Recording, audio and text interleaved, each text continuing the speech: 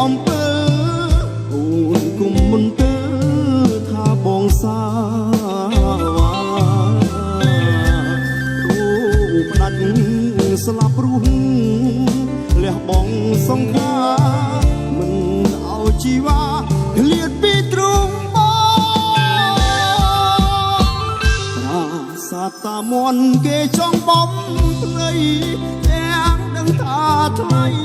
តាមពិតរូបស្រីជាគូស្នេហ៍បងមេបានឹងតាក្របីជាសាំងសីបងបងតកោតមនតាមមនស្នេហ៍